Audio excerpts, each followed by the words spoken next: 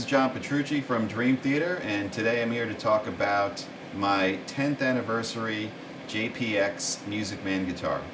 The cool thing about this guitar is that it's an evolution. It's basically a process of trying to get the best instrument possible. When I first started with Ernie Ball 10 years ago, the guitar that we created was based on my needs at the time and what I was looking for in the guitar.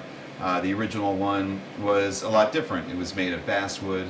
It had an unfinished maple neck, rosewood fretboard, had a scoop over here. The shape of the guitar was a bit different, and but that was what I was looking for at the time, and it's still an awesome guitar, and I still play it, and it sounds great. So it's its own tool in my toolbox. The thing that hasn't changed after all those years is actually the neck shape, because my hands really haven't changed. So the neck shape has been the same for 10 years, and it's the most comfortable fitting neck shape for me. I always say I have kind of like an average hand size, so I think a lot of people find this comfortable. And also, from the time that I was growing up, a lot of the guitars that were popular had this kind of neck where it's a bit, it's a bit sort of thinner, and it's speedy. It's not like the big baseball bat necks of long ago. So that's what I fell in love with when I was, learning to play guitar and teenager and my early 20s or whatnot. So the neck hasn't changed. Then came the BFR model, which is very similar to this. This is actually a BFR, but the BFR introduced now the wood combinations, the maple top. The guitar is made of alder. It has mahogany tone block. The neck is mahogany, the back of the neck is painted, so a bunch of changes were made, and of course the shape was slightly changed. And also, I should mention, the pickups were changed a little bit along the way as well. They've always been Dimarzio, but also with Dimarzio we kind of tweak the pickups as we go. But we've always continued with the 2 humbucker. That hasn't changed from the beginning. And I should mention also, the other thing that didn't change is the bridge. This bridge was custom made when we first got together 10 years ago, and everything about it, I still love, and it feels great, it sounds great, and has the piezo system, of course. So that brings us to the 10th anniversary.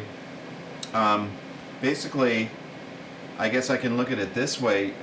All of the different elements of this guitar were presented at different times along the way.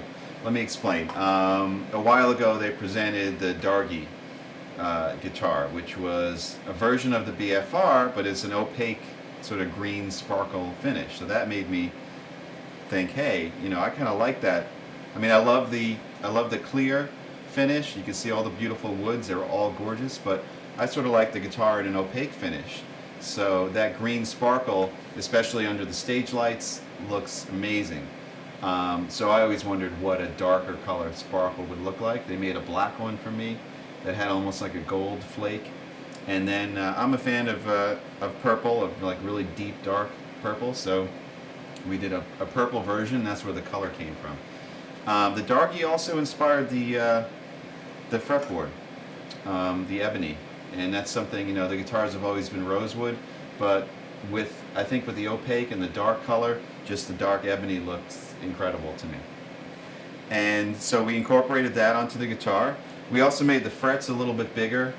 The reason for that is, I love the frets that are on the BFR and on the original. They're very comfortable, but I've had a bunch of guitars made with the frets a little bit bigger, and it's sort of like I can't decide, basically. So I said, you know what, on the 10th, I'm just going to make a decision, and we'll put the bigger frets on. So that guitar, if I want bigger frets, I'll grab that one. So that's where the frets came from.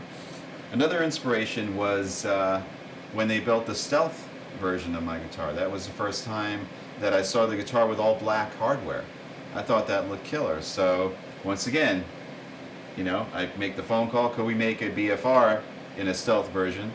So all the black hardware, black pickups, that all came from that Stealth model. The other thing I mentioned a little bit earlier is the Dimarzio Pickups. They have evolved as well. This guitar has in the bridge position a crunch lab, and in the neck position a liquefier. And then the shape of the guitar and the 5-way and the chambering really came from the 25th anniversary model. When I played that guitar, that introduced the chambering, which I thought sounded awesome. I thought that 25th anniversary sound, I think it sounds great. When I plugged it in, I was like, wow, you know, we got to try this to my guitar. And it was another phone call. Sterling, can we do a, you know, JP chambered? And we tried that. We actually had a prototype, and we ended up using a little bit less chambering. So this guitar, the chambering is all in this area here. I noticed right away when I, you know, took the guitar out of the case and started strumming, the guitar is loud without even being plugged in.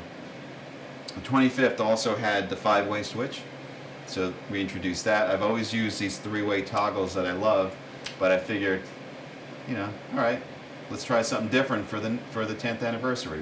We'll do a 5-way, make the commitment. This way, it's another option. So that's the 5-way. And the other thing is the body size. The 25th, I forget how much bigger, but they made it bigger. I don't know if it was 20% bigger or something. And when I tried that, I was like, wow, I kind of like the guitar being a little bit bigger. It makes me so, it fits with my body a little bit better. So I said, let's make my guitar a little bit bigger. I asked the question, I asked Drew what the guitar would look like if it was symmetrical. Meaning, the BFR, if you look at the guitar, a picture of it, it kind of like leans a little bit. And the bottom horn and the top horn aren't the same size. The top one's a little bit bigger. When, you know, initially with the BFR, we sort of knocked out this horn so you can get more access here when you do those big stretchy licks. So in knocking out this horn, we had to make adjustments to the top one. And that's what the BFR came out to be. But I said, well, what if we made the guitar body not only bigger but symmetrical, so that the whole, like the hips here were the same and the two horns were the same? What would that look like? It's just a sort of sleek, faster looking version of the guitar.